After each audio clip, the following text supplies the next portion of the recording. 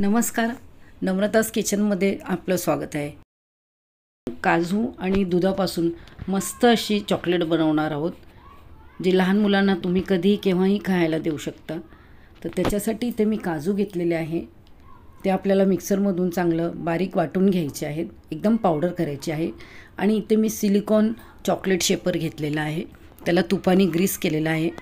आणि आपण जी काजूची पावडर केली ती बरोबर अर्धा कप झालेली आहे। आणि मी पावणा कप घेतलेला आहे मिल्क पावडर, 1 टेबलस्पून घेतलेले आहे व्हॅनिला एसेन्स आणि 1 कप भरून घेतलेली आहे साखर। साखर तुम्ही अख्खी घेतली तरी चालेल, माझ्याकडे पावडर होती म्हणून मी ती घेतली आहे। आता मिल्क पावडरमध्ये आपण 1 टेबलस्पून बटर मिक्स करूया। आणि तो अशा प्रकारे मिक्स करायचा आहे की बटर आणि मिल्क पावडर एकदम मिक्स होऊन असं सुटसुटीत असं एकदम पावडर झाली पाहिजे। आपण हे आता चांगल्या हाताने मिक्स करून घेऊया। बटर आणि काजू पावडर एकदम मिक्स झाले का काजू पावडर एकदम अशी सुटसुटीत आणि अशी भुसभुशीत बोलतात ना तशी झाली पाहिजे। आता इथे फ्राय पॅन गॅसवर ठेवून गॅस चालू केलेला आहे। त्याच्यात आपण जी साखर घेतलेली आहे ती सर्व ओतायची आहे आणि त्याच्यात आपल्याला अर्धा कप पाणी घालायचं आहे आणि आपल्याला एकतरी पाक करून घ्यायचा आहे।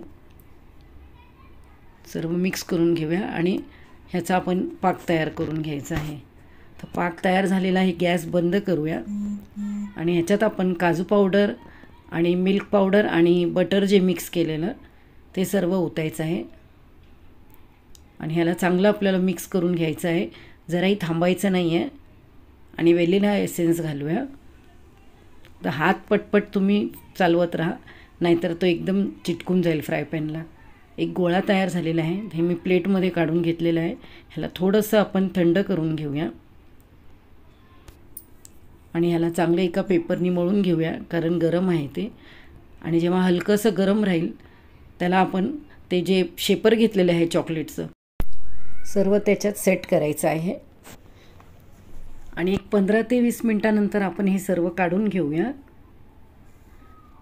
तुम्हाला हवं ते शेप तुम्ही देऊ शकता, माझ्याकडे हा पायनॅपल शेपचा होता म्हणून मी हा घेतलेला आहे।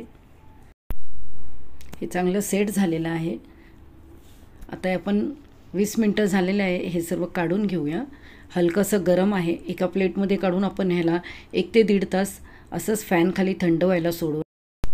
मग सर्व मी एका प्लेटमध्ये काढून घेतलेले आहे। आता आपण 1.5 ते 2 तासानंतर ह्याला परत बघूया कसे झालेत ते। तर बघा आपले मस्त असे चॉकलेट तयार झालेले आहे काजू आणि दुधाचे, आणि बघा सॉफ्ट एकदम आहेत। तुम्हाला ही रेसिपी कशी वाटली ते मला कमेंट करून सांगा व आपला चॅनल नम्रतास किचन ह्याला लाईक शेअर सबस्क्राईब करा।